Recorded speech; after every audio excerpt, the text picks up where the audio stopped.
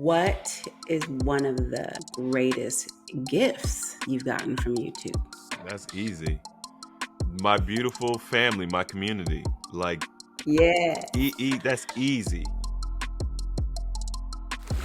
Hello, hello, hello. My name is Letta Love. I am a life coach and spiritual guide. And today we have Chris James, fasting guru, wellness coach, and founder of A Healthy Alternative. Thank you for joining me today, Chris James. My pleasure. Thanks for having me. So, how are you doing today? To, uh, so today I decided to, I was focused on getting a little extra rest. I've had a crazy, the past 3 months have been crazy for us because we ran programs back to back. And we had 1,000 people in every program, and it was just crazy. So Mm-hmm. we ended our challenge yesterday. It was the last day of our second challenge. We did a back-to-back challenge, and Mm-hmm. I told the team, I was like, take a break. I was like, y'all need to take a break. Shell was trying to schedule the next meeting and what we're going to be doing this week and what we got to talk to the team with. I'm like, take a break. So I know you're on a break, but do you have something coming up? Always have something coming up. We're not on a break, right? We're not on vacation. It's just more of a mental exhale. You know what I mean? Mm-hmm. But we have a lot of things going on. We have a new challenge that's going to be coming. Well, we have a repeat of a challenge. We have the AHA 21-day fasting challenge. So we're going to be guiding people along a 21-day fast. That was our Mm-hmm. first challenge. So we're running it back because people love it. But we're Mm-hmm. also developing a new challenge called the JR72, which is a juice fasting challenge that we're very excited to do. And Mm. then we also have our event coming up. We've got a retreat, a wellness retreat. So Uh-huh. yeah, we got a lot of things we're working on right now. Got it. Yeah, so Awesome. we get Awesome. we get March. We get a little bit of March to kind of chill out. Uh-huh. Uh-huh. Right on. Right on. And so that's 21 days. So will there be go prep? How much of a prep do you do for that? Okay, so for the 21-day challenge, we've actually been playing with it a lot. Mm-hmm. So we've switched it up. If people have actually been in a challenge, they know.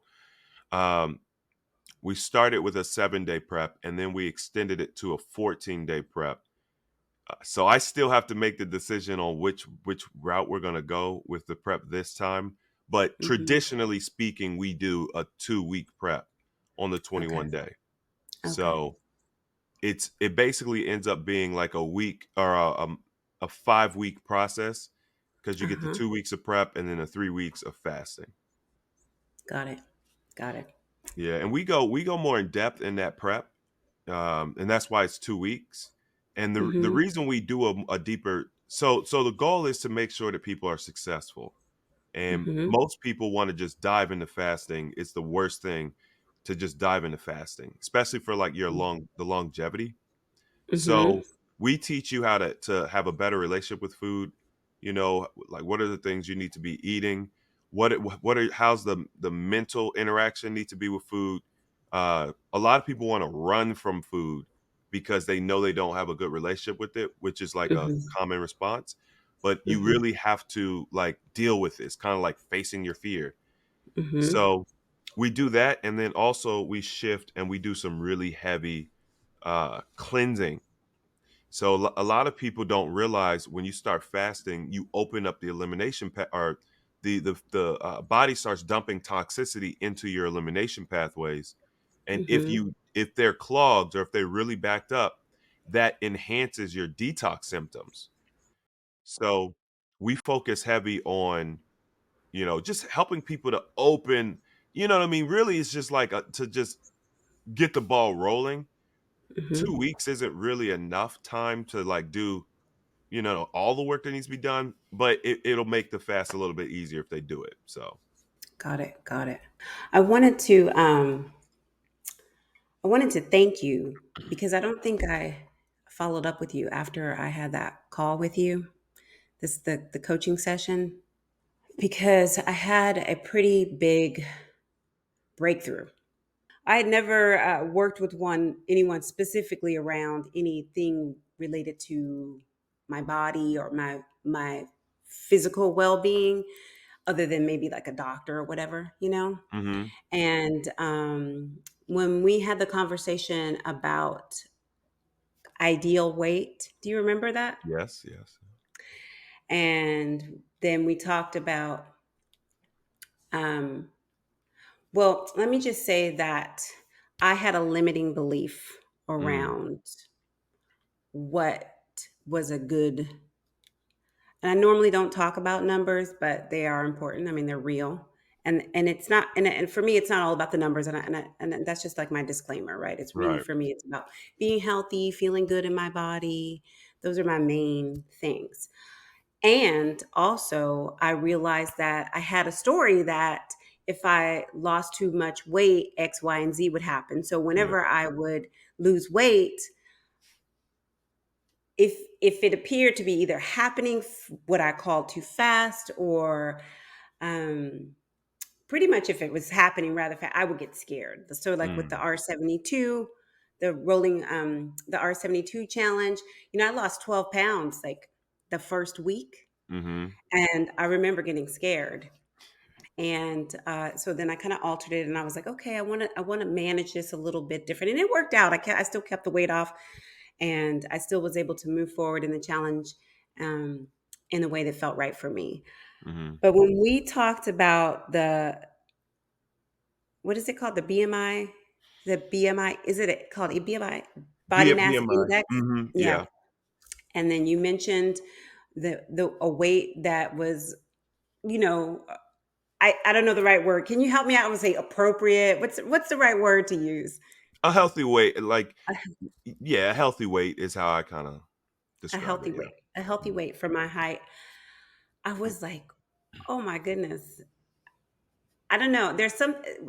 I'm having a hard time recalling like the impact that it had at the time. But let me tell you, it just blew me open for what was mm, possible for me as far as what was a healthy weight.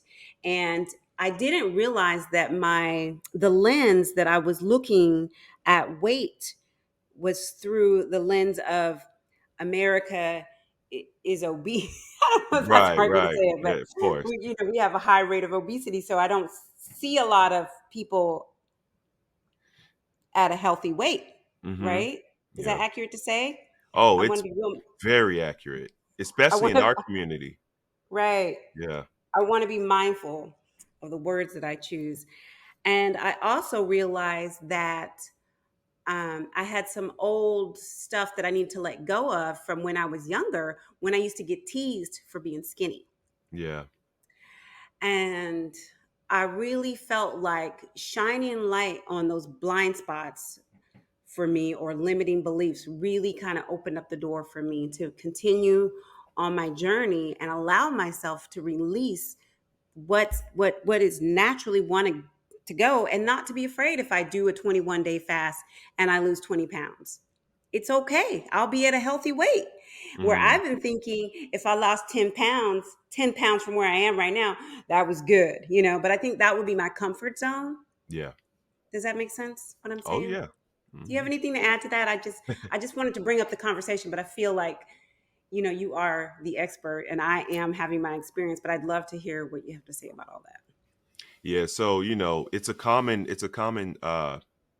thing that I come across where people, men and women, so it's not a gender specific, but when we start talking about, like, what does your healthy weight look like? Um, I always have to do, it's kind of what I look at it is like, it's like a culture shock almost. I want Hmm. to I want to break a paradigm. And people, because of, once again, the populace in America is overweight. Like, it's like 43% of people are overweight. It's absolutely absurd. Wow. And then out of that 43%, there's an enormous amount that are obese. And but in our community, there's a rate of obesity. Well, with our women, it's 80%. So 80% of the overweight women are obese. So it's an epidemic, 80, did you really. say 80%? Right. So if you look at the total amount of African Americans that are overweight, uh, actually, it's the numbers for men isn't really as bad. It's really the women. For the women, the rate is 80% of the women that are overweight are obese, meaning that Oh, wow. I believe they have a BMI of 29 or higher. That number Mhm, could be wrong. I don't really have that BMI memorized that well, but whatever that number is, they are over it. And the way that you really put it in perspective, and what this isn't really specifically about the women, but the women's number are really it really shows our problem. Um, mhm, but the way that you put it in perspective, the women weigh more than the men. mhm, And when you look at nature, you never see that. So mhm, women give me a lot of pushback. Cause like my brother Steve, he was 400 pounds. We talked about his weight. He had a very interesting reaction, similar to yours. I'm working with a new client. It's actually a couple, and they had an interesting reaction to the numbers I told them. Everybody does, but uh-huh, women, when I work with women, or especially not individually, but when I like talk about it on my channel, women give me a lot of pushback. They get very mad at me because they think I'm attacking them, and it's the complete opposite. I'm doing my best to shine a light on a problem that is specific to our community, and it's fracturing us. People don't think mhm, about it because it's just weight. It's not just weight, because you have to think, what does your fat actually do? Like, what is its job? It's not just there to make you feel self-conscious or whatever. It is a mhm, protection mechanism. It takes toxicity that goes into your system. That could be chemical toxicity, emotional toxicity, or mental toxicity, and it essentially um suspends it in this fat, and whatever the fat cell is made up of. It will suspend that toxicity within those cells to quarantine it so that it doesn't essentially kill you, right? That's really what it's for. And that's wow, what allows us to absorb so much toxicity holistically, is because our fat will absorb it and expand and continue to time release that stuff into our system so it can be released. That's what fat is. So, one of the things we do a lot of times is I like to get people to understand that your fat is not your enemy. Like, it's your friend. It's your body. It's you. It's doing a job. mhm, And if you didn't get fat, you die. So mhm, we got to understand that. So if you understand what the fat is and how you develop it, then you start to realize, well, you don't want extra fat, because it's you basically, you can see how toxic you are. It's not mhm, it's not a genetics thing, right? And that's what they say. It's a genetics thing. We're built differently. But if you go back 200 years, the women weren't built that way. So it has mhm, nothing to do with genetics, because that would be the people that you got your genetics from, and you don't look like them. So when we're dealing with emotional imbalances, people are they're very on edge all the time. All of that has to do with the imbalances, our chemical imbalances, our hormonal imbalances, and your weight plays a big role in showcasing, an area that you can really improve. You can build better relationships. So mhm, this is what I'm trying to convey to people. So with all that being said, when I tell people, okay, your goal is to get down to 150, but at your height, your healthy weight would be closer to 125. They're like, wait, what? mhm. 125? There's no way. And it's just a mental hurdle. It's a mental hurdle. They'll be like, "I've never been 125." I'm like, "You were 125 at some point. Like, you That's didn't what come you out the told womb." me. You know what I mean? You didn't come out the womb at 150, 200 pounds. Um, and then I guess for your story, and as we kind of got more into it, we found there's some childhood trauma there. Um, there's some other things that are traumatic. There's some fear there. And so once you Mhm, start to realize why you look at being 125, which is a healthy weight, why you look at it as like, "Ooh, no, I would never want to be down there." Then you start to realize, oh, it's not even really about the weight. There's other obstacles that are framing how you look at that weight. And as you mentioned earlier, it's not really about the weight. It's really about being healthy. It's not about Right. the number. So, what I actually tell people to do is look at it from a standpoint of there's a certain procedure that we've outlined that I'm going to be following. There's a certain way that I'm going to be eating. Maybe I have some goals, some lifestyle change goals, and just pursue that and don't worry about the weight, you Mm-hmm. know? Because your body will stop at a weight. You're going to Mm-hmm. find that you're doing the right things, you're being consistent, you're making progress because this is a journey. It's going to be you're going to be making changes and going to new levels. And your body, when it gets to a place where it feels comfortable and healthy, it will stop. And whatever you're doing can you could keep doing what you're doing, your weight will just stop going down. Did that answer your because I didn't yeah, Yes. okay. Okay. Yes. I was going to ask what I recognize that communicating that, particularly with women, can be a challenge. What other challenges do you find in your business as it Customer relates to service. people on their Oh, journey? as it relates to people on their journey, Uh-huh. um, We're supporting them. the biggest challenge that I think I have is follow through. People just simply do not follow through. It's the most important. It's the most critical piece, and it's the biggest problem. I've been trying to crack the code on how can I get people to follow through. How can I get people to be consistent? How can I get people to update me?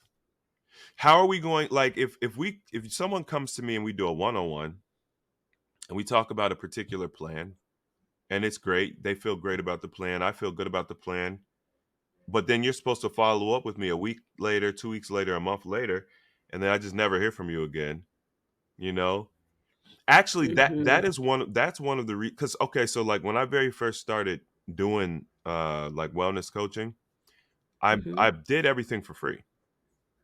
I Hmm. did everything for free, and I would even do speeches for free because my I believed that when I found this information, especially for our community, I was like, we need this. There shouldn't be a paywall. People should be able to have access to this information. And within my power, I'm gonna do the best I can to provide this stuff for free as much as I can. Hmm. So that's what I did for like, I don't know, 2.5, 3 years. And then people kept they'll work with me for for one time, then I'll never hear from them again. And Hmm. what ended up happening was I started feeling used. Like it was when you give something away, they tell you don't give something expecting to get something, which is really kind of silly because you can't if you have a cup of water and it's a finite amount and all you ever do is pour into other people and you never get anything in return, you will be Hmm. empty. So Hmm. it's silly. You might not expect something, but you need to get something back at some point in some capacity. And it may not be you gave a gift so you get a gift, right? It might be you gave a gift so then someone cooks you dinner, or you gave a gift so then someone says, "Hey, I noticed that you were having an issue in this area of your life. This is a resource I found that I think would be good for you." It has to Hmm. come back in some capacity. So what was happening was I was giving of myself. I mean, people know how passionate I am about this, and then people were just taking that energy and running away with it. Um, Hmm. so then I had to find a way to kind of try to balance that, you know? Hmm. Hmm. But yeah, the consistency thing is the biggest issue that I find. Hmm. And I think with our challenges, um, I figure, okay, at least I have you for 30 days or, 6 weeks. And there's a level of accountability with that. but the energy from the group is really the key to improving the consistency, because people will do their accountability posts, or they'll build these little smaller groups within the group, and then there's people they're accountable to, and they tend to be more successful. Hmm. Yeah, so we're always looking for a way to improve consistency and accountability. Yeah, I find that a lot of times people want something, but they don't really want it. They want it, but they want it. Like there's something underneath that. Does that make sense what I'm saying? Hmm. Because there's a difference between someone showing up and they know they're totally in alignment, they're ready to do this thing. There's a very different, there's a way that they're organized. It's very different than someone that's like, oh yeah, I need to lose weight, right? Hmm. Or I need to get healthy when they show up from that place. It's a different energy, I think. And I think that a lot of people want something, but they want it, but they don't really want it, if that makes sense. Yeah, They want to anyways. want it. That's the best way to. Yeah. It's this is just life. If you just remove it from health and wellness, when you look at a Mhm. person who is successful financially, because people really understand money a little bit better. If you say that you see that successful person, they're driving the car, your dream car, they're living in your Mhm. dream house. So you say, man, I want that, but you don't have any desire to do the work it took for them to get there. You just want it. Exactly. You know what I'm saying? You just want to pop up one day and be like, "We're a brand new car." Like, and Yeah. that's what people want this wellness journey to look like. They just the motivating factors are usually different, because with material things, it's like it's a material thing. So they'll just talk about it. They're not going to really put any work towards it. They don't really have to. They're not going to die if they don't get the BMW in the house. But with the Right. health, it's the same energy, except the motivating factor is a little different because their health is declining and they know. So they'll make Mhm. that initial effort, but then once they get to the starting line, they're like, "Well, I didn't realize there's going to be all these hurdles in this race." You know, Yeah. Yeah. they used to call us the microwave generation because we wanted Mm. everything right now. Mm. And it's crazy Mhm. because, and this is me, I think this is me speaking from a standpoint of going through my own health journey. The journey, the journey of discovery, like, this experience that you have, the hurdles, the obstacles, it's what makes it fun.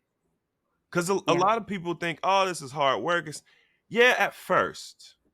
But once you kind of understand the mechanics of the body and you start seeing improvement, and the weight's coming off and the waist is getting snatched, and you like things are moving in your favor. You're still gonna have obstacles, of course, but it's almost like a challenge that you're looking forward Mhm. to. And Mhm. along the way, you learn so much about yourself. Like, when you were on my show and you were telling me about your I like I said, I compared it to that movie, the Jim Carrey movie, the Yes movie or whatever. Yeah. That skill that you developed, for you, it was intuitive, you did it and you teach it. For someone Mhm. else, they might be completely oblivious to it. But for some reason, when you start focusing on one aspect of your health, you learn about things that you didn't know existed. You learn more about yourself and what you're capable of. So now you grab Yes. that new tool and you enhance your life. It's not even Yes. about just dropping weight anymore. Like your quality of living across the board. Now you understand what you got to do to get that house and that car, or that person. Mhm. You know what I'm saying? That Mhm. you want to marry or whatever. Mhm. Yeah. Yeah. I was just reflecting on one of the things too about doing, diving in and being committed to your health and wellness journey is that um, along the journey, you create new habits, right? And for me, I realized recently that I eat almost raw. I didn't even realize it. I wasn't even paying attention. I maybe every now and then I'll cook a meal or whatever. But years ago, or 2 years ago, or 3 years ago, I wouldn't have believed you if you told me that I ate raw. And I'm not trying to eat raw. It's just this is what is happened as a result of fasting and watching your videos and learning about. You know what I'm saying? Mhm. And I'm a little wired to always, I'm passionate about being my best self and being at my best, and so I'm not constantly, I take breaks, but that's kind of where my brain is. I want to, like, what's next? How can we be better? How can I elevate? What can I do? How can I be of service? But I have to remember to stop and reflect on where I've come and to see where I actually am right now. Because I was thinking about, oh, I'm going to do this 21-day fast. And I'm going to, then the mindset, and I'm just going to knock out those pounds that I discovered with my coaching session with Chris James. And then in 21 days, I'll be at the da da da. And I was like, whoa, whoa, whoa, slow down, Letta. Like, yes, you can have all that. And what you're doing right now will get you there. It may take longer, but it will get you there. And for me to even consider the fact that at this point, I could say that I have already a healthy lifestyle. Like, I'm not struggling with the same things I was Mm, struggling with a year ago or two yeah. years ago. So, and I just attribute a lot of that to the information that you've put out online through your YouTube channel. And the biggest was the session that I had with you. I mean, I was so I didn't expect to have a breakthrough like that, and I Mm, did. you know and I actually referred one of my clients to you right after that, because I was like, oh man, this one-on-one stuff, when you focus, and I should know that this is what I do, right?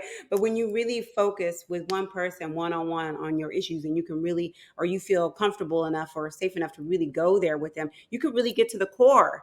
And mhm, once you shine light on that core, or those core issues, it's a game changer. A lot of us are walking around, not a lot of people are walking around, and they want to make these changes and they want to do this stuff, but they don't realize that there's some core stuff that's actually holding them back. mhm, They haven't really identified yet that's holding them back. And for me, it's been a lot about my journey of self-love, and like stripping away all that negative self-talk that I didn't even mm, know I had, that was just kind of imprinted on my brain from when I was a child. That negativity I didn't even know, even after evolving into a very positive and peaceful and whatever, all the work I've done myself, I still just recently identified that I had this negative chatter still in my brain, yeah. and so it was, I really had to go a little bit deeper lately, and really have my intention be more so about deepening my love Mm. for myself, and yeah, I kind of went off on a It's tangent there, no, but it's actually a good tangent because uh statistically, I think it's something like 75-80% of our thoughts are negative. Like it's insane. Now you got to think, okay, that seems a little high. You know what I mean? Like that seems high. But let's just assume that is true. Even for somebody who is intentional about removing negative thoughts, you probably still have a lot, because we just have, if 80% of our thoughts are negative and you remove, let's say, 40% of the negative thoughts, you still 40% of your thoughts are still negative. Like, so um I would say that there's levels to it. And that's the thing hmm people have to understand. Negative self-talk, first of all, there's no education on it. Like, the only way you get education on negative self-thought, well, I'll just, from my knowledge, I'll say, is if you're into like self-help books and like sales, like if you're into self-help books and sales, you'll get it. Or if you seek a wellness professional in some capacity, hmm whether it's YouTube or one-on-ones or whatever. But other than that, like, as far as like mainstream outlets, I don't know. I mean, I'm sure there's probably, I'm ignorant, right? I don't know everything, but for the most part, like if you talk about just school, 1 through 12, Okay. you're not getting that education. And that's where it would need to be, because that's what almost everybody does. So besides your parents teaching it to you, if we was going to do it educationally, you want to teach it, and you want to teach it young. Like our Yes. children in between like the kindergarten and third grade, there should be a big emphasis on negative self-talk, Yes. because we have the science to show how that impacts us, especially as we mature. A lot of the as a matter of fact, a lot of the problems that I help people resolve, or that we identify, they stem from childhood and negative self-talk. These are two, these go hand in hand. Mhm. So then the question is why? Why? I mean, who am I? I'm 30 something years old. I haven't been here that long. There's nothing. I don't have some crazy IQ. I don't have a Nobel Peace Prize or anything. Like, I'm just a normal dude. I was a construction worker a couple years ago. Why do I know this? But yet Mhm. people who study this for a living, I know. you know what I mean? So, I know. um, but there's a propaganda machine, right? The propaganda machine is designed to reinforce to create negative reinforcement, to help perpetuate negative thoughts. And the reason why is because it's a control mechanism. Yes. People always talk about money, but the people that control the world print the money. So it's not about money. They already control that. It's about controlling the people. It's controlling your mind. It's about mentally enslaving people. And if 80% of your thoughts are negative, you are mentally enslaved. Mhm. Yes. So Yes. people don't know what they're capable of, because when you're constantly telling yourself, okay, I'm blessed because my memory goes back to like 2 years old. So I just remember being very young, and I remember my thoughts. So it's a blessing, because a lot of people have trauma, they don't remember, or whatever the case may be. And I remember thinking anything was possible. I remember not knowing what a limitation was. Like, yeah, yeah. Like, it's crazy to think about that, because from our conscious mind, we've always known what a limitation was. You know what I mean? But when you really think back to before you were programmed, there was a time when you didn't know what impossible was. That wasn't Yes. even a word in your vocabulary.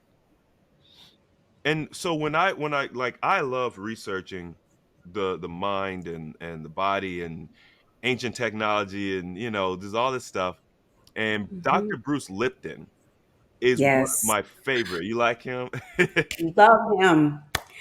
And he was describing a child's interaction with a hummingbird, right? Mhm. And he said when a child sees a hummingbird for the first time, it's a miracle. He doesn't see a hummingbird, or she doesn't see a hummingbird. They see a miracle. This beautiful, colorful creature comes in, their little pointy beak, and hovers, flapping their wings faster than the eye can see. And if for a child, it's a literal miracle. And then Mhm. the mom or the dad says, "Oh, that's a hummingbird, daughter. That's a hummingbird, son." And then you take this miracle and you put it in this nice little package. It's like, "Oh, that's just a bird." Okay. We don't see the world, and we don't see nature for the majesty. Like, we don't see it for Mhm. what it truly is anymore, because we put Mhm. words on everything. And Mhm. so then, of course, then you start studying language, and you understand how damaging the English language is. Just to speak the English language, it's out of tune with natural frequency. It's just it was designed in a way to cause discord. So even when you're using, and this is the part that frustrated me, but I had to let it go. Even when you're using positive self-talk, the Mhm. words, the frequency of the words are in discord.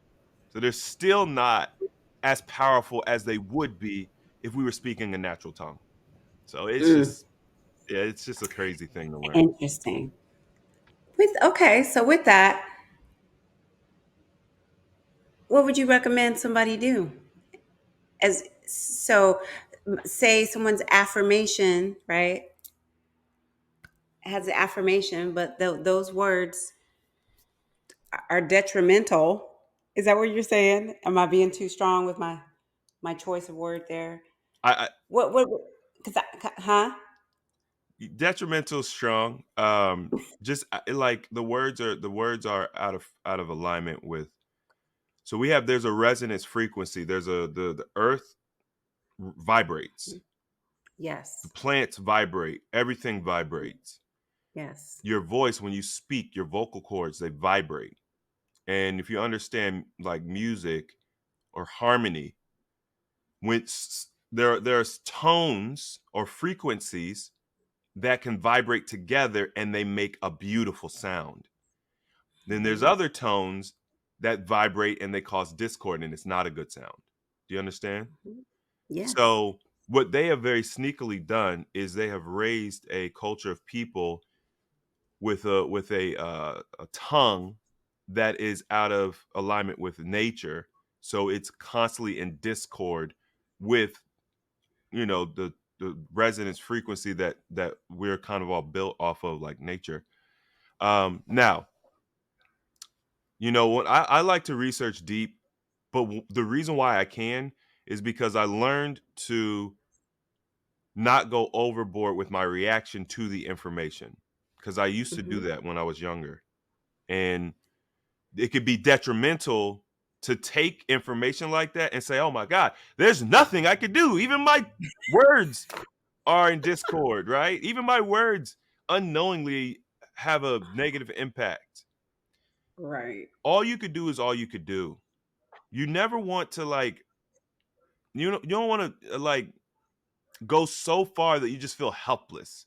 Just do the best you can, you know? Like this is it's there's a saying, how do you eat an elephant? One bite at a time. You can't just put an elephant in your mouth. You know what I'm saying? Like you I've gotta never heard that before. it's a really terrible saying because you're eating an elephant, but it just you under people we understand elephants are huge. Somebody would say, I can never eat an elephant. You know what I mean? But you Yeah. can technically. You know what I mean? If you stack the meat up properly. The point is, um, when you have a big problem, you Yeah. just you take a small piece, you break it off, Yeah. and you solve that piece. And then the next day, you take another piece and you solve that piece. So that's Hmm. that's how you deal with problems. And of course, you could say, you could say, okay, well, I'm gonna go to you know, Africa, and I'm going to find a tribe that has a natural tongue. Or so in my research, what I've found is that the Paleo Hebrew is like mankind's natural tongue. It's a dead Oh, language, interesting. Uh so huh. people are just trying to like figure it out. I know somebody speaks it somewhere. There's just not like a mainstream option. So I mean, Hmm. I guess if you want to just go hard, you could go and find you could go find someone who speaks Paleo Hebrew and can help you learn it No, because it's I'm a, it's a, good. it's a natural tongue. But I think what would be better is to focus on the things that you can control and manipulate much easy, like your weight and what you put in your mouth. Yeah. And There. what you I mean, when you do create affirmations, um, don't have those negative words. Like I guess don't like not. Yeah. Exactly. um, Yeah. understand how to build out your affirmations so that they are as powerful as possible because they still work. It still works. We know Yeah. that. Yeah. It's not like it doesn't Yeah. work. Yeah. Yeah. Yeah. Totally. Totally. That's interesting. God, I just learned something new. I just Wow. leave that. I leave it alone. Yeah. Yeah. Yeah, I leave it alone. Like I'm not gonna go hard. But what I will say is I have learned some words, some Paleo Hebrew words. I guess the interpretations are as close as, I mean, I don't know, but I do Come like to on. incorporate. I'd like to incorporate those words as best I can. So like Abba is father, but like, so from what I understand about Paleo Hebrew, Hmm. each letter has a, it's almost like a story. Each letter. Um, it is a what's called a concrete language. So what this means is, you know how people say, oh, it's open to interpretation, like the Bible. The Bible is Right. not written in a concrete language, so it's open to interpretation. It's like Right. you have your own personal walk with God, and you interpret the words the way it resonates with you.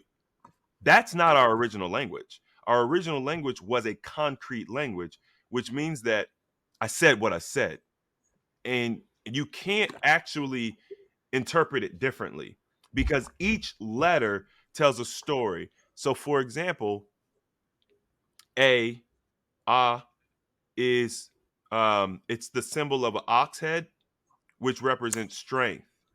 It also represents like, and I could don't quote me on this. I'm not an expert, but let's say it represents strength. It represents leadership. It represents um, foundation. And so A means all of that, not just one. It's like every letter means a cluster of things, and you Hmm. can't remove any of them. So if one of those things meanings doesn't fit, you wouldn't use the letter A because it doesn't fit. Oh, interesting. And so when you actually spell something, it's like a book. It's like a book you wrote, and it means something. So Abba is like father, it's leader, it's protector. It's deeper than what we when we say father, right? Like in English, father could just mean sperm donor. It could just mean this is the guy whose sperm Right. penetrated the egg. But in Paleo Hebrew, it's all the things that you would actually expect a man in that position to do and be for the family, for you as a child or whatever. So it's a really, really powerful language. That's interesting. And the way that they came up with the words, it's all based off of sound, or like it's based off of sound. So certain things, certain creatures, certain things, the wind would make sound, water would make a sound, and so the words, it would sound like the sound the thing made, which is super logical. It's super logical, and it just, it's like, I could see how you could just live in that world and start to understand that. And then also, the all of the letters were pictograms, like the you know modern day like emojis. Every letter is a picture. So not it's Hmm. not a symbol. So you don't even have to like know what the symbol is or what it means, because symbol is a symbol. You could change it. It could mean anything. You have to like you have someone's got to teach you. A picture, you know what it is. Right. So it's so concrete, even in its written form. It's like, okay, so imagine, I have one of my favorite researchers. His name is Dave Murphy, and he does these talks all the time, and he does his best to kind of help people understand like Paleo Hebrew and how it actually works. I'm trying to take one of his examples as best I can. Okay. So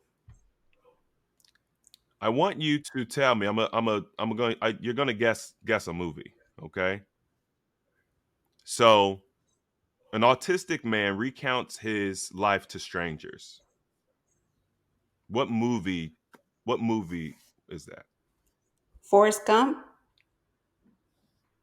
Okay, so he explains it. I'm not going to try to explain it the way he explains it, but basically, the left or the right side of your brain, one of the sides of your brain, the logical side of your brain took the words, you took the premise of everything that we kind of set up here, and it started to look in the database and try to figure out, well, what are the movies, right? You could say Forrest Gump, you could say Rain Man, you could say A Beautiful Mind. There's all these different, and then you pick the one that you just thought might be the right one.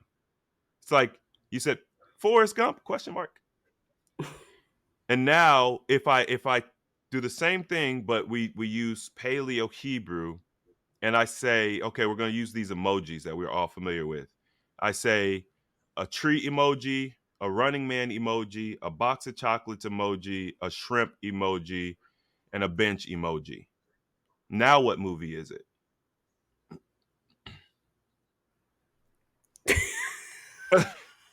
Forrest Gump. It's Forrest Gump. You you're I you're was you're like, is this a trick overthinking it. You're question? overthinking it. What was the I first was thing that came to your head? for Forrest Gump, Right. but then I was You were overthinking it. I was overthinking like, it. I What just said what Forrest Gump. Is he? what was the difference in your answer? The difference in the answer is the first time you're like Forrest Gump. The second time is like no Forrest Gump. Like you knew it was Forrest Gump. The images tell a story. It can't be Rain Man. It doesn't make sense for Rain Man. That would be a different Mhm. set of pictures, right? It can't be A Beautiful Mind. It would be different pictures. So in a concrete language, there's no question. Let's say that I give you another set, different movie, okay, Don't. different I'm premise. not. I'm so. You got me nervous with the movies. I'm not good Don't with the don't movies. overthink it. Don't overthink it. This is designed to make sense. What's the first thing that pops to your head? Alien emoji, bicycle emoji. Close Encounters. You didn't even let me. You didn't even let me finish. Oh my god, you really took that to heart. You said um, phone emoji, uh, E.T. Phone Home. ET. Golly. What is this trivia? This it reminds me of what's that game show? Is it the Family Feud where you gotta? He was like name something that. Oh my God! You didn't even let me finish the question. Yeah. Yeah. Yeah. So this is just a fun example of how the language might work. You know what I mean? And I think that we naturally moved back to it with the emojis. And I don't know about you, okay? Because the generations make a difference. But um I like the the way you put that. the yeah, there's a it's a gradient. There's a Yes. gradient. But Yes. like my brother's children, their generation, they talk in emojis. I don't talk in emojis either. So I'm not. How do you talk in emoji? This is what I'm trying to tell you. Every emoji, it tells a story. Oh, you mean when they text, they use it because they use emojis? Yeah. Or okay, that's Like different. there's I a thought you were saying like when they speak, oh they're no. using emojis. When Well, they no. they talk to communicate, they use emojis. Yes. Yes. Okay. Got Um it. there's a game, and I don't know if you've seen it. There's an actual game out where it'll say guess that movie or whatever, right? And then it'll just have all these emojis, and you got to figure out what the movie is, and people are able to do it. Even people that have never Wow. played the game. It's because Wow. this is natural for us. Actually, if you look at language, um, Mhm. the Eastern languages are all they read from right to left. We read from left to right. They read from right to left, and they use like pictures. Not there's something the when you're learning speed reading, one of the things that they do, you read the book. You're not really reading. You scan the book from back to front when you Mhm. speed read. Like there's techniques for speed reading. I've never done it. Hmm. I've never actually studied speed reading like in depth. I just remember learning that one thing is like a technique they use, but it doesn't matter. When I was studying language, and I found that there were a lot of countries that read from right to left. And I questioned myself, well, why do we read from left to right? And then when you speed read, you basically read from right to left. It's like that's like the Uh-huh. trick. It's because that's the way that our mind processes. It processes efficiently that way. So even the way we read, the direction we read, we don't process well. That's so interesting. It's levels to it. It's I levels didn't to it. know that. I Yeah. did not know that. Yep. Wow. There's levels to it. Wow. Wow. That's very interesting. I could keep going. I'm not, but there's so much when it like there's so much for language. Because language, I got obsessed with language because I learned the power of words. Right. So once I learned the power of words, I kind of got obsessed with language a little bit, and I went deep. Babies have their own language. I'm not gonna keep going, but like babies have a universal language, all babies. Right. So Wow. yeah, it's very interesting. So you got some All right. rose quartz on? I do. I have rose quartz. I have Lepedia light, and then I am missing the name on that one. But this one is for the love, right? The Hmm. heart, love. And the Lepedia light it's calm. It actually has lithium in it. It's a crystal that has lithium in it, and so it has a calming effect. So it helps me stay grounded. Okay. Or I put it on with those intentions, right? Right. And then this one is the manifester. So this was me wanting to manifest or create with you a great interview. Ah, so you okay? You intentionally So stack. yeah, I intentionally stack them, wear them. I mean, I have a bunch of them, and they all have different, Hmm. energies. And so when I put them on, I put them on with intention. I'm gonna see if I got my crystal up here. Let's see if we can see this. Oh, that's beautiful. Yeah, that is oh man, that's beautiful. Yeah. Jesus. That's gorgeous. Yeah. That is good. Where did you get that from? I'm trying to is it it's kind of dark, so I was gonna say it was fluorite, but it's Moldavite.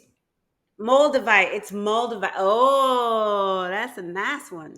Yeah. It's Moldavite. Yeah. That is gorgeous. So this I That's bought. powerful. It's That thing is powerful. got some really powerful energy. It's powerful. So I bought this when I was like maybe about 4 years ago. I was kind of just learning about crystals. Yeah, whatever I learn about that piques my interest, I go hard. Yeah. And Yeah. yeah, so um I was trying to connect with energy. Like I was trying cuz I'm not like you. I'm not naturally sensitive. So it was hard for me to like I didn't get it. I didn't understand this energy thing people were talking about. Like I just have such a logical brain, and I want to be able to measure it and with machines and stuff. So it was very hard for me to break away from that. My brother John, one of my friends, they're more in tune. They can feel energy, they can see energy. And I always kind of felt like a little jealous, like, you know what I mean? So when I started to learn about crystals and people talking about moldavite is just so powerful. And I was like, okay, well maybe if I get like a really powerful crystal, I'll be able to feel something. So I went to the store, and they have like all these crystals or whatever. And I believe I went in there with the intention to get moldavite. I can't remember now, but I think I did. But I'm in there looking, and I'm just holding crystals, like I'm just touching them. You know what I mean? I'm just touching them and Mm. just seeing what I feel, what I Yes. and I got to the case with the Moldavite. I picked out the biggest piece because Moldavite is expensive. Mhm. So people usually have small pieces. I picked out the biggest piece. I didn't care because I don't care. I don't care. I don't care if this is going to help me, if this is going to be good for me. I don't care about the price. I will invest. And I literally could feel it like heating my hand. Like I could feel it reacting. It was giving me a signal. It was like Mhm. I could feel it. I said, "This is Yes. it."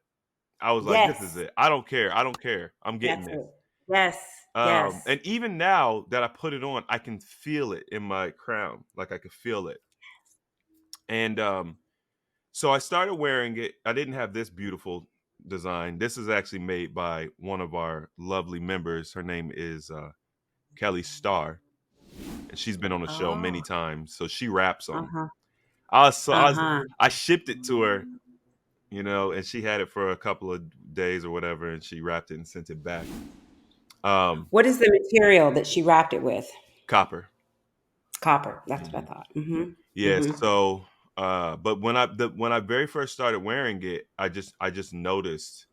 I remember because I used to like rush to work all the time because I don't like being to work early because they don't pay me. So I would just get there Mm-hmm. on time, which they hated. I think we might even talked about that. I don't remember. Um, but like what would happen is if just one light, if I didn't catch one light or you know what I mean, it would push me back. Like, because I would literally get there with like 1 or 2 minutes to spare. Well, I started wearing this and lights are just turning green for me. You know what I mean? Like I'm late leaving, but everything is working out in my favor.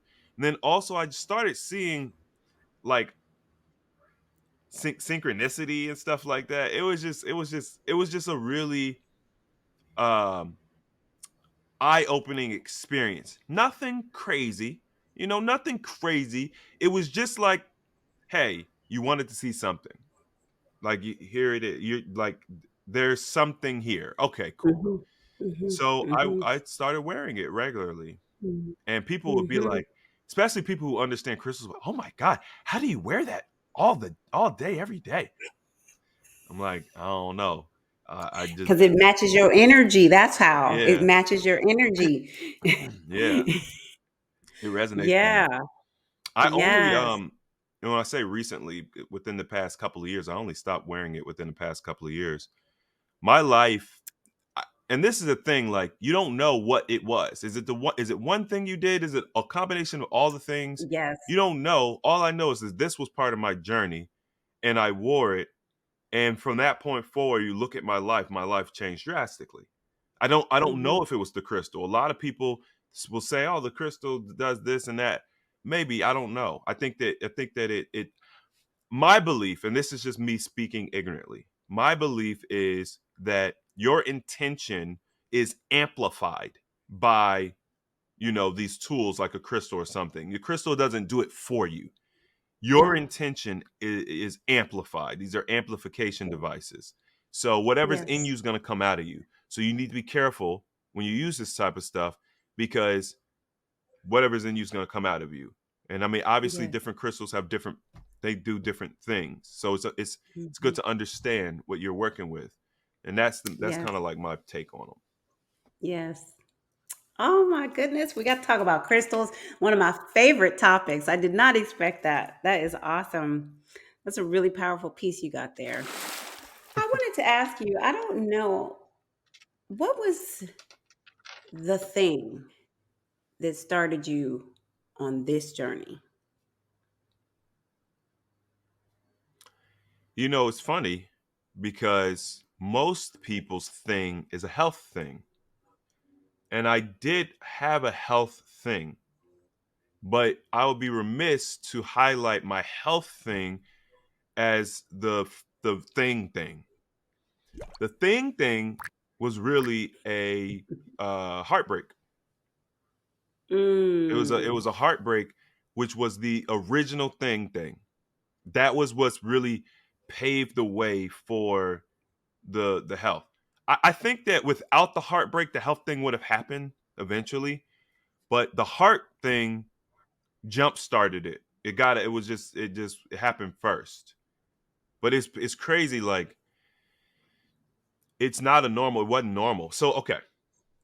Yeah. This might sound weird from coming from a man, but this is a male perspective, and this isn't just Mhm. Chris's perspective. Men really believe this. Okay, Mhm. men Don't worry, believe. I have a son.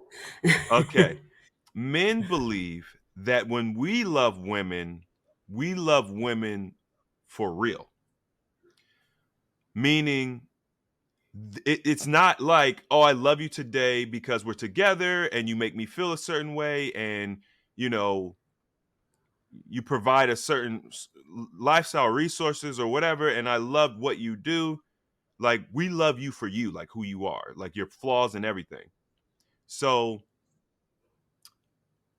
and this is my personal belief, but I've talked to other men. When you love a woman, you never not love them. But Mhm. I think women can stop loving men. I think women have a switch that they could flip. We're just different. And this is my outlook. What I've seen holistically, there's always an Interesting. exception to the rule, but what I have Mhm. seen holistically, women have a switch. It's either on or it's off. Men don't have we can't find the button. So with all of that being said, when I broke up with my ex, but Mhm. I didn't break up with her because I didn't want to be with her. I broke up with her because she had an expectation that we were going to get married, and she wasn't a woman that at the time I could see myself marrying. So it was never like I don't love you or I don't want to, be with you type thing. It was just like you wouldn't make a good wife. So Mhm. like I can't marry you because that wouldn't make sense. And so I broke Mhm. it off because women all the time, don't waste my time. I said, I'm not gonna waste your time. So it was hard for me. But I always hoped Mhm. that she would develop more and mature more, and then we could revisit it. I figured that's what was gonna happen. Mhm. Long story short, it didn't. And for 6 years, I was like dealing with this love I had for her because I didn't understand, I didn't know what to do with it. Like I didn't know what to do with it. So that was like disrupting my ability to meet new women and really um you know engage with them in a way that I would feel that is appropriate. Like you shouldn't be thinking about and loving somebody else if you're trying to do something new with this new person. So I was trying to figure out like how I could like end this thing, and move on. And that was Mhm. really what sparked everything, because then that took me down a road where I started like researching. It was like I'm trying to figure out, and then What that are was you like the first researching? thing, and then that What was are like you a platform. researching? Huh? What are you Nothing researching? specific. Uh-huh. Everything. Ancient technology, language, food, uh spiritual, different Buddhism. And Mhm. I started reading the Bible, like reading it like for real, reading it, because a lot of people just Mhm. go to church and they listen to the sermons, they don't really read the Bible. So I started studying the Bible. I was looking in um different Bible. There's the books of the Apocrypha. When I research, so like my approach for research is not a standard approach. It's not like, hey, I want to learn about like botany, so I'm going to go get a botany book, and I'm going to study. I go all over the world looking at different stuff that don't got nothing to do with botany, and I looked for the correlation because I believe that everything is interconnected. So Mhm. if what is being taught in this botany book is correct, I'll be able to find correlation somewhere else, somewhere that you shouldn't find correlation. And that's like the way that I research.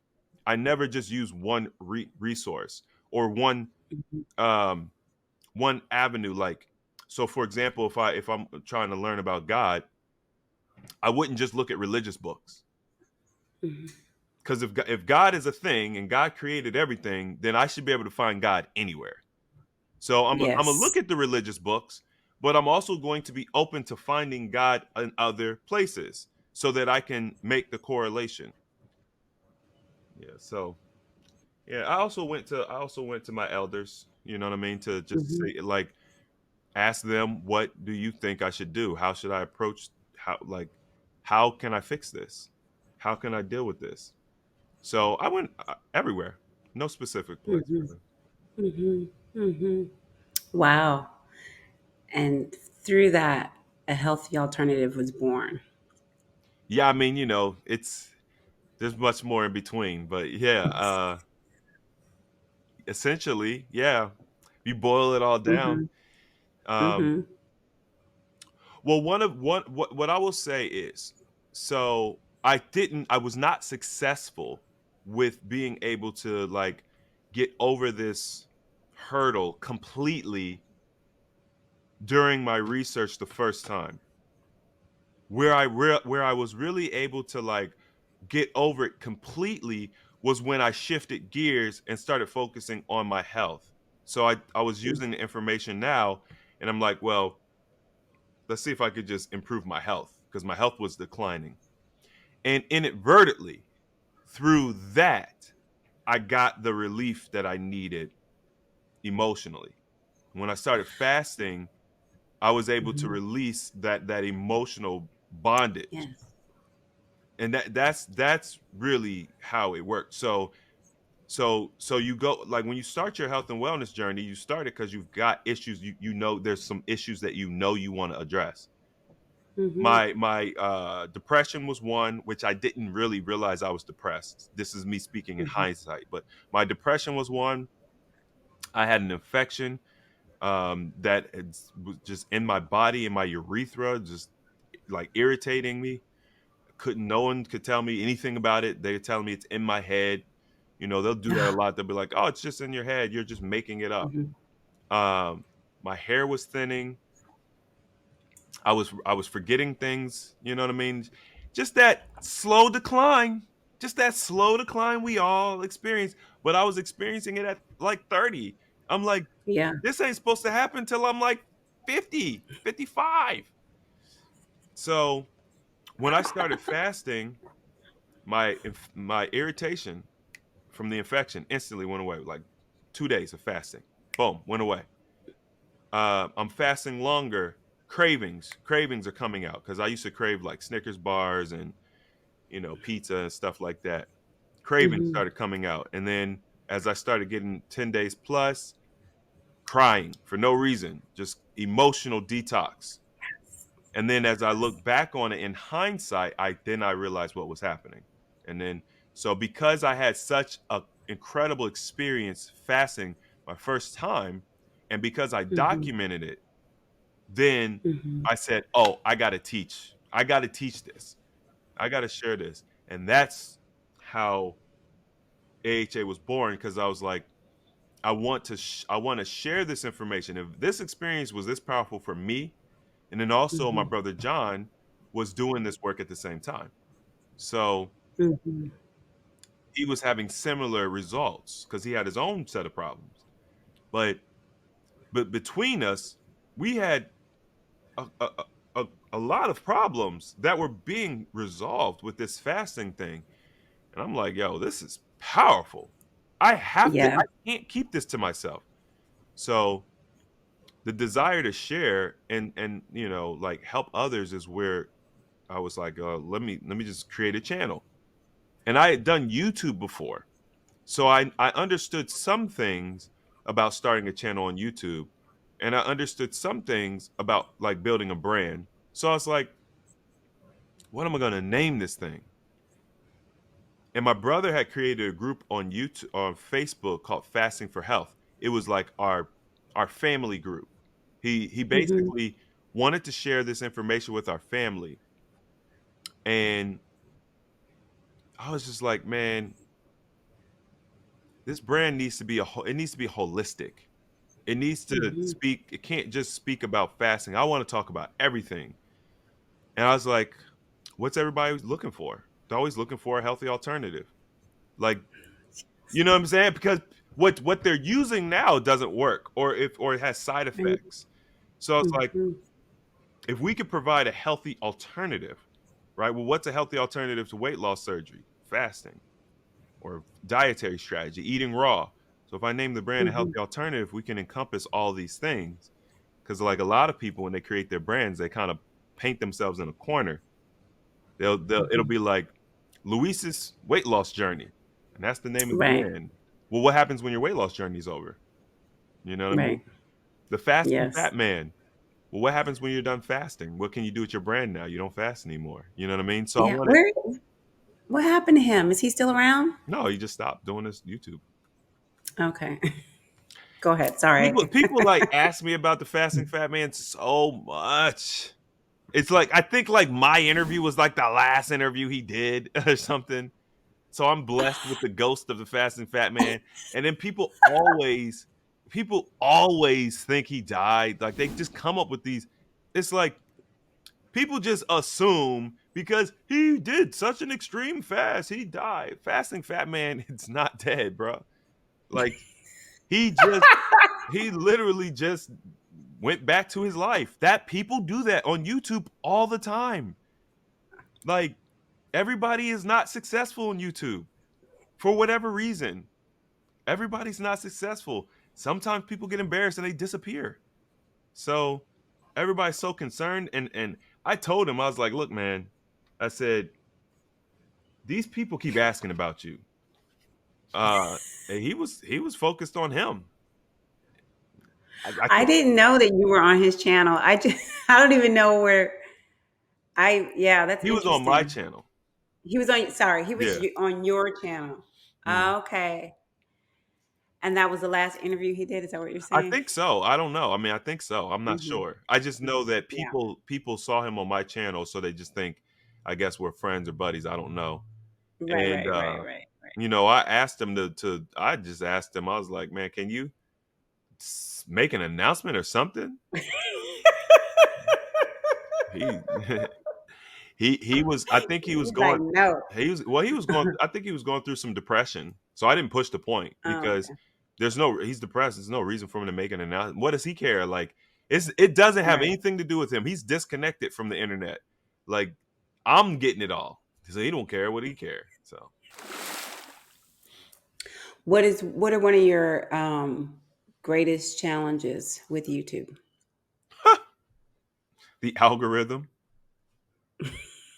like the algorithm is 100% the greatest challenge. The algorithm. It's you're you're fighting against you're fighting the invisible war. If you don't do YouTube, or if you're not even, if you're just not aware, you don't know about this. You don't know the algorithm is a thing that you battle with. Um, so it's like either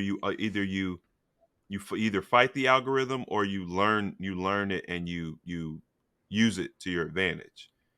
I Mhm. mean, if you're anywhere in the middle, you probably won't be successful. But Mhm. um, I fought the algorithm for probably 4 years, something like that. What does that look like? Fighting the algorithm. So, Algorithm. as you develop your channel, as the creator, you have a vision. You know what you want to teach. You know the type of people you want to impact and draw in, and the algorithm has different plans for you. The algorithm it wants you to be an expert on the first video that you created. Like whatever the first video you created was, or whatever the video that gets the most traffic, that's what the algorithm wants you to be an expert on. So it slowly but surely starts making you through its analytics and stuff. It starts showing you, hey, if you're not posting about this, you're not going to get any views. Just so you know, they want to Mhm. make sure that you're in a niche. They don't want you. They don't want the algorithm does not want you to be talking about fasting and food and finance. You get one of them. Interesting. And that's probably driven by how people interact with the content. However, my belief is that it's the way the algorithm, it's like which one came first, the chicken or the egg? Mhm. And they want to say, well, this is just how people interact with the content, which is true. However, what caused people to interact with the content this way? Like, what was it that caused people to interact with the content this way? How were they trained to interact with the content this way to begin with? This is not Right. organic. So there was before the algorithm, there was a, I don't even know how to describe it because it's like so non-tangible, but it's like there was a path laid out for people. So anyway, if I wanted to make a video, because like if you look at my early content, I talk about like a lot of different topics. Mhm. And I remember I did a video talking about finance and how fasting, how it improves your finances. And then I remember a comment. I'll never forget this comment. They said, "Dang man, you don't leave any rock unturned." This is early on in my YouTube career with AHA, so I'm all over the place. I'm talking about all the stuff I'm learning. Like old Chris from 2016 or 2017 would have did a video talking about language because that was something I learned and it's fascinating. But new Chris Mhm. realizes it ain't going to get no views. So what's the point? You know what I mean? So fighting the algorithm is really like understanding that it wants you to do something and you being like, "No, I don't want to do it." Um, Mm. clickbait. Clickbait is another one. Do you know what clickbait is? Oh yeah.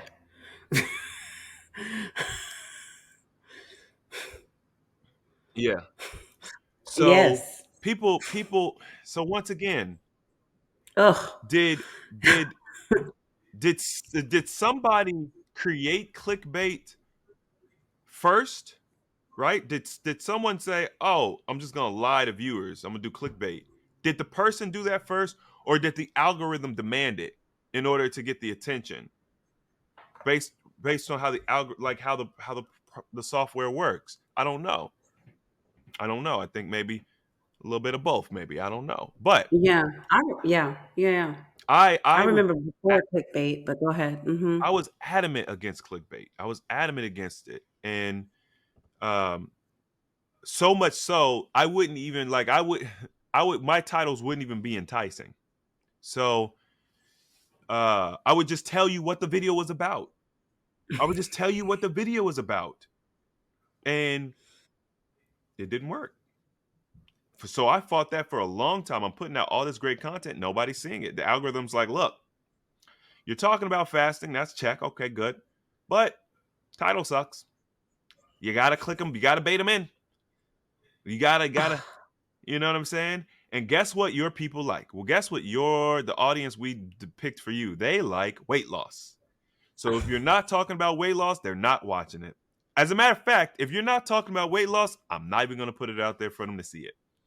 So I had to start leaning into weight loss. So like whenever I Mhm. do transformation videos or anything of that nature, because I think I want to say with your interview, you really didn't want to talk about weight. So I'm like, huh? I don't know how I'm gonna get this video to. I don't know how I'm gonna title this video to get views, because if we don't use weight, people aren't gonna watch it. They're not gonna push it. So now when I do views, I always gotta somehow incorporate weight into the title. It's so frustrating. But Did I specifically say I don't want to talk about weight? no, you said your focus is not on weight. The It focus is wasn't on, that you yeah. didn't want to talk about it. You're like, my Yeah, yeah. focus is not on weight. You Right. know. So Right. and I don't like having to even prompt that. But it's like it's we have two options. We could just go completely organic and waste our time, virtually, and get like 100 views, or we can bend to the will of the algorithm. And that's the most frustrating thing in the world, which is why I ultimately decided to start building my own platforms and Mhm.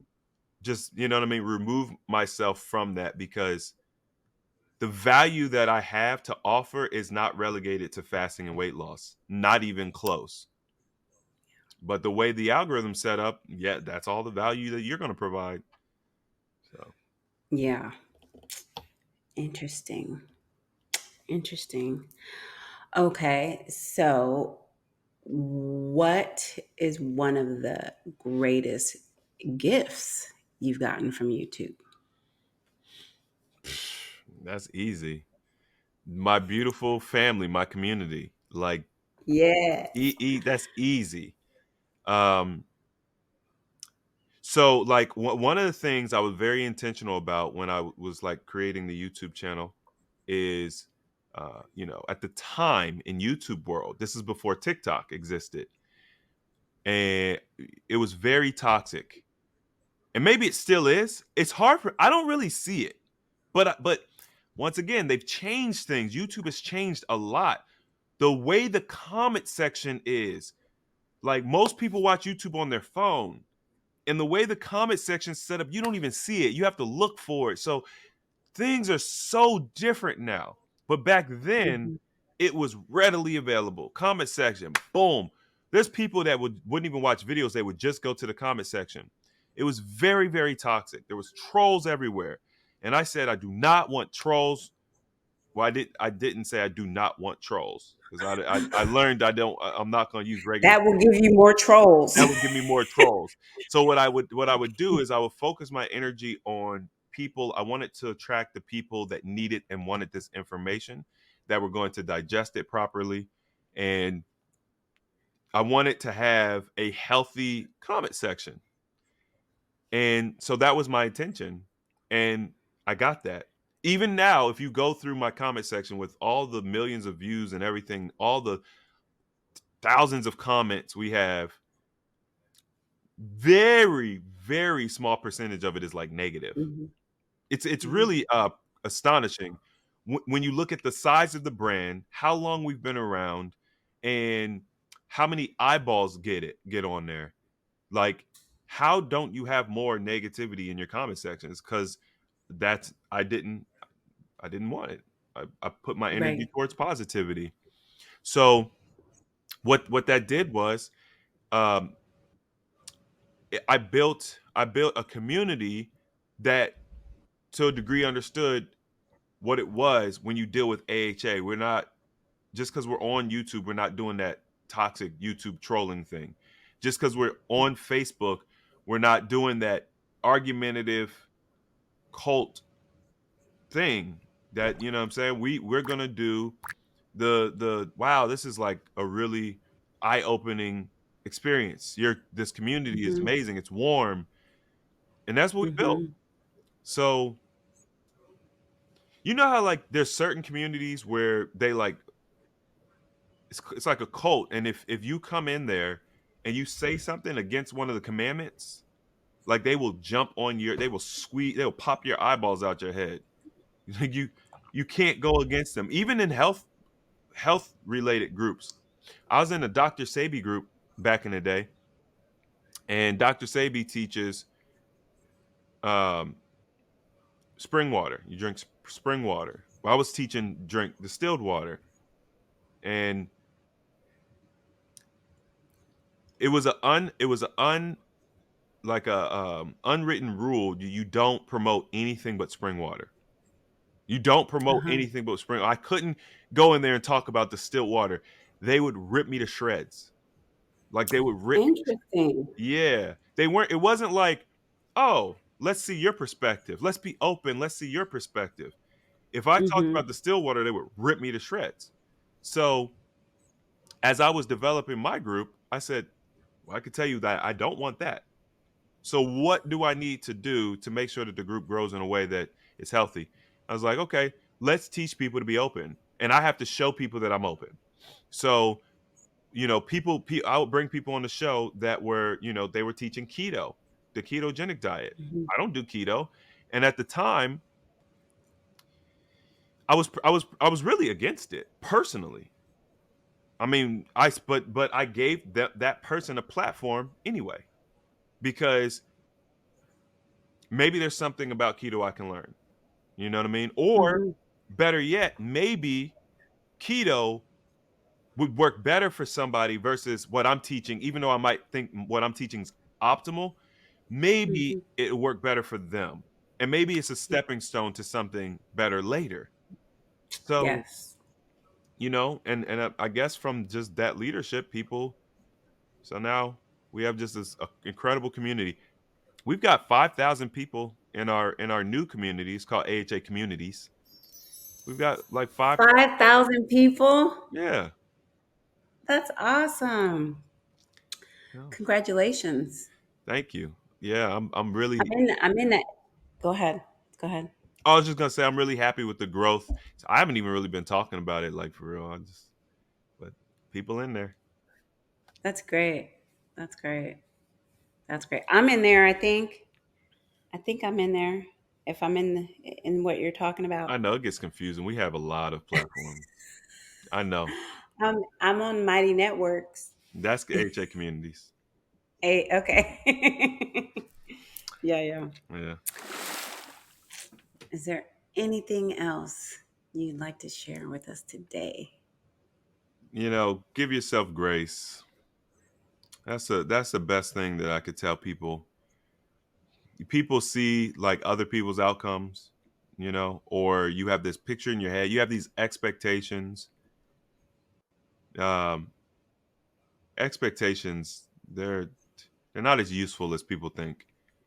Give yourself Mm-mm. grace and allow yourself the afford yourself the opportunity to like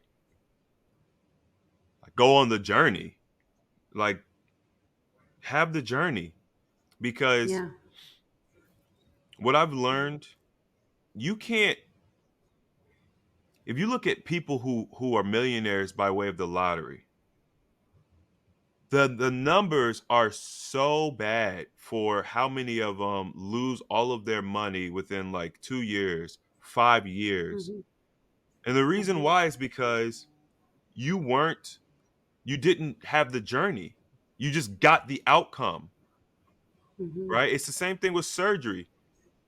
People deal with so many issues, weight loss surgery and stuff like that, because you didn't have the journey. You just got the outcome. I'm sorry, Hmm. it doesn't work that way. Hmm. Sorry, it just doesn't. If you want sustainable outcomes, you got to take the journey, and that journey, you have to afford yourself some grace because you're going to quote unquote make mistakes. But there's really no positive or negative in this world. It's really about your perception. You can perceive it as good or you could perceive it as bad. It's up to you. It's not. It's just you having an experience, and things happen in this experience. You could think that your dad dying is a negative thing, a bad thing. Well, that's one way to look at it. It also could uh, create a path for you to become the person that you are today, and maybe you have opened orphanages and now you take children Hmm. in who don't have any parents and you provide a healthy environment for them to live, and you have touched hundreds of lives, and it all stemmed because your dad died when you were younger and you felt abandoned, and because of that Yeah. you were able to do something great for everyone else. And so you can look at Hmm. that bad situation and be like, man, that was terrible, I wish that never happened. But then would you want to erase all the good that you've done for everybody else? you know Hmm. so it's a harsh reality, but like it's something I've been working on for years, because a lot of this stuff you're not going to necessarily be able to hear that and just be like, oh, light switch, that makes sense. So from now on, anything bad that happens to me, I'll perceive it as good. um you know what I'm saying? But I intentionally work on how I interact with things in this world. For example, the other day I bought a car last year. It was almost a year old actually. So I got a brand new car. I told myself I would never buy a brand new car. It was a whole thing. So um and I got the car I wanted. I got the car I wanted. So the whole experience for me. Well, um I was driving it like 2 weeks ago, and all of a sudden I lost power. Like I didn't lose all the power, but I wasn't it the I could tell the performance was degraded. And Hmm. and then I got this system malfunction light. I'm like, what is going on here? This is a brand new car. And it just so happened that the oil change was coming up as well. So I'm like, is this part of the oil change? So I take it in. and I tell them, what's going on with the car or whatever, and they're like, "Oh, some rodents got in there and chewed up your turbos. There's like this wiring that goes to your turbos or whatever. They chewed up the Wow. wiring to the turbos. And by the way, it's going to cost you $3,000 to fix it." Now, I could say I could be pissed. I could be pissed. I could be pissed at the rodents. I could be pissed at where I parked the car. I could be mad. I could be upset. I just laughed. I thought it was funny that a rodent got in there and made a nest and ate the wires. You know what I'm saying? But that comes from, a place of doing the work and being in control of my emotions and being intentional. Like Mhm. most people would freak out, like $3,000, like literally just throwing $3,000 down the drain because a rodent got in there and ripped out your wires. It didn't bother me at all. I'm not even mad at Mhm. nature. I'm sure he did it because Mhm. it was really cold. We had some really cold days here in Texas, and Mm. thing was probably just trying to, you know what I mean, stay alive. Mhm. Yeah. So I look at things different. Like I just interact with things different, and that was part of my journey. And if you start developing that habit of not looking at everything as it's bad, it's just things that just experiences that you have. And if you understand that every experience that you have builds your character just a little bit more, it makes you more Yes. prepared for things to come, it makes you more resilient. You actually start to almost welcome it. Not to the point where you're like, man, I can't wait for my car to break down. Not that way, but just living life, enjoying life. And then when things, quote unquote, don't go your way, Mhm. understand that it's just a part of the journey. It's going to make you stronger. Yes. So can I'm curious about this because it keeps, I'm getting a little light signal going off about the consistency thing. I am curious to know that what if what you are perceiving as inconsistency or not consistent actually is something that's beneficial for this person on their journey, even though you aren't seeing those outcomes happen in the space where you're looking. Does that make sense? I understand where you're coming from. I Mm-hmm. considered that. Mm-hmm. Well, so here's the thing.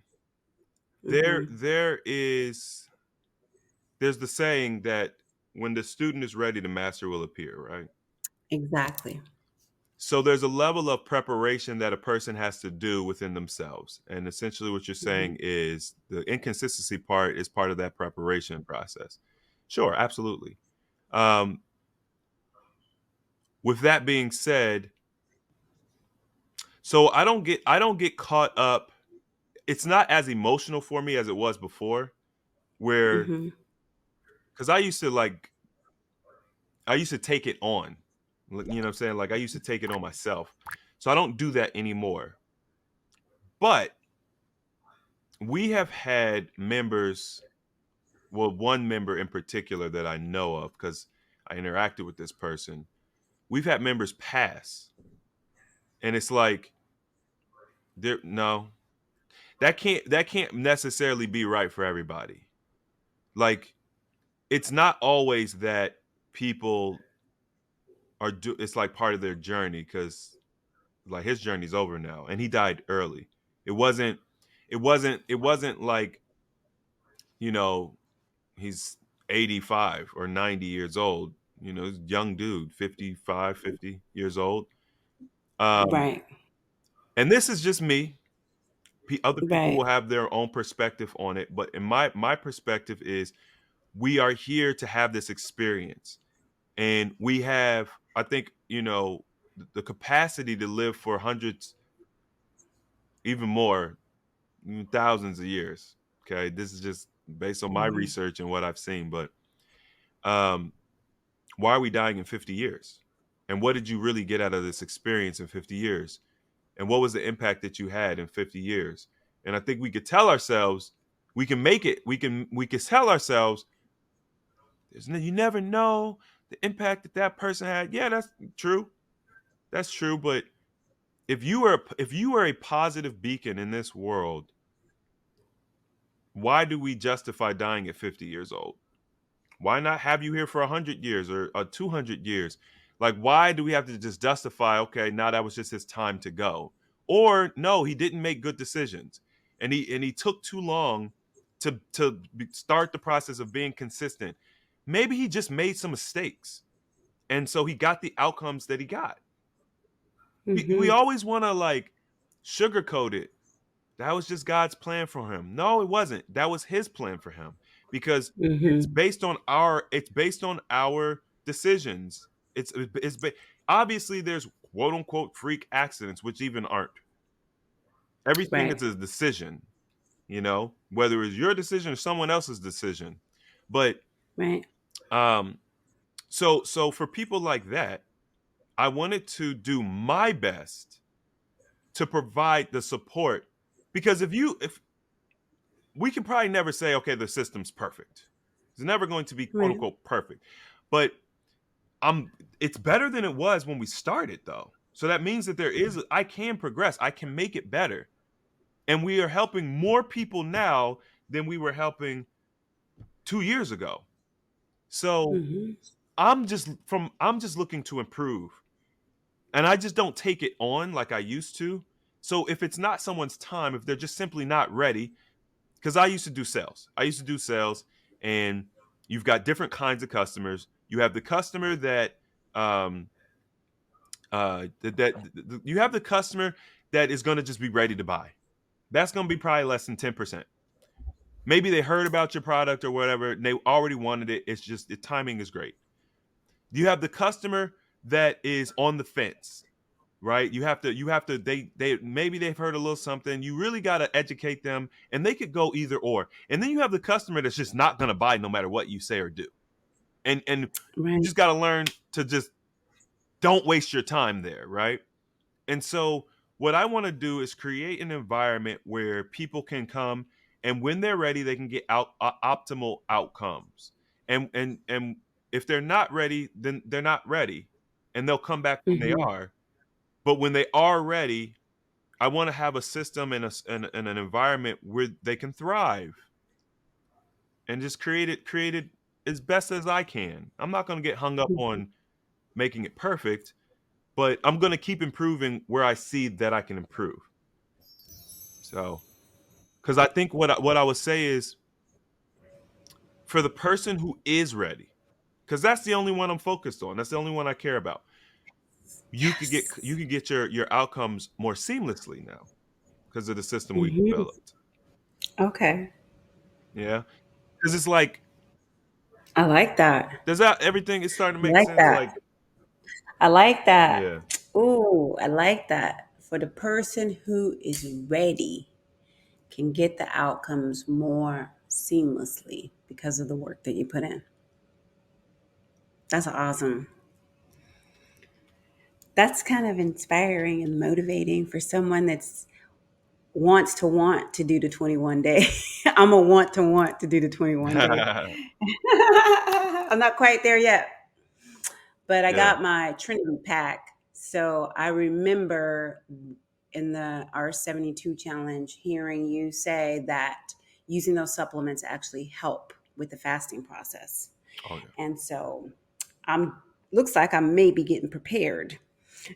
Unbeknownst to you, because what you are prepared. It's just a mental thing at this point. Yeah. But you're Yeah. prepared.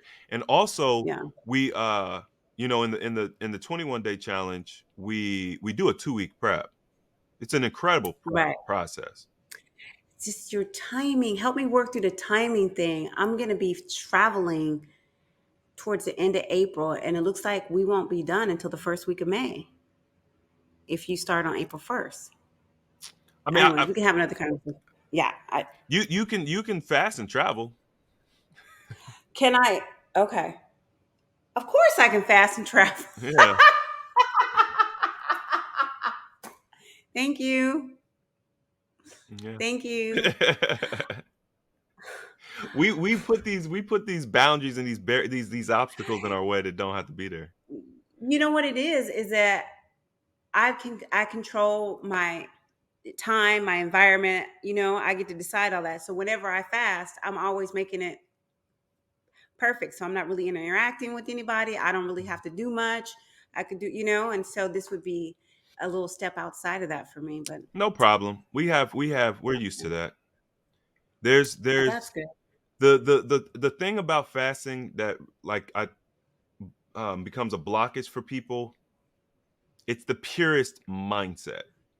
It's this idea Hmm. that if I'm water fasting, that's it. Water fasting, all or nothing. Can't do nothing else. I'm not allowed to have a tool it's just not realistic. We live in a modern society. And guess what? It's better if you're doing a 21-day fast, it's better to have a rough day and have some juice than to break your fast and just quit. So, Oh, okay. So you have okay. Well, I didn't know that part. That's yeah. nice. Well, we teach it. We teach it all in the challenge. Okay. Mhm. I'm ready. Yeah. I mean, and That, you know, here's the thing about the 21 day. Um, that's like a big, sorry, go ahead. yeah, Hmm. it's not it's a big day. It's a big amount of time. But the the knowledge that you get from being a part of it is invaluable. Even if you Hmm. don't feel like it's an optimal time to use it, being a part of that experience and beginning the process of absorbing that information, maybe for you to use at a later time. Because the challenge is just something we do together as a group, but the knowledge can be applied at any time with the Right. group or without. So Right. it's invaluable. You're not going to, it's never a waste unless Right. you just allow it to be. Right.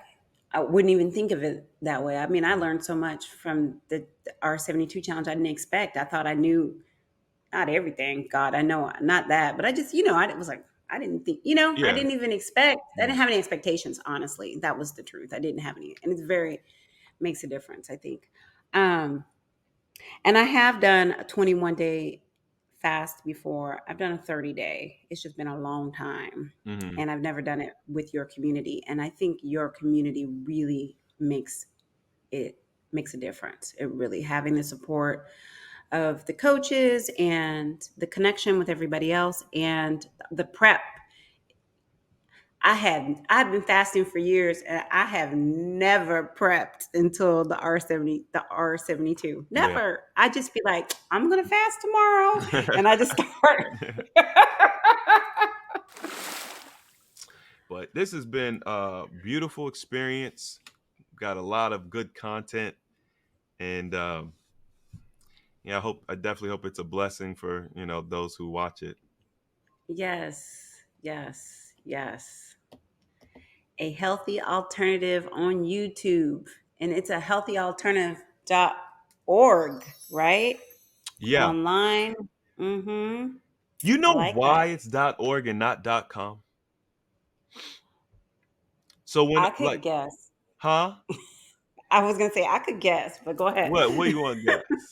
Go ahead, go ahead. Well, I mean, my first instinct was because .com means makes well, go ahead, just tell me. I don't want to get on a whole story about it. Just go .com ahead. is taken. There is a healthyalternative.com. It's actually taken. Yeah. It's that simple. Yeah, it's crazy. It's crazy because it's trash. Like the website is absolute garbage. It's trash. It's like a spammy garbage trash website.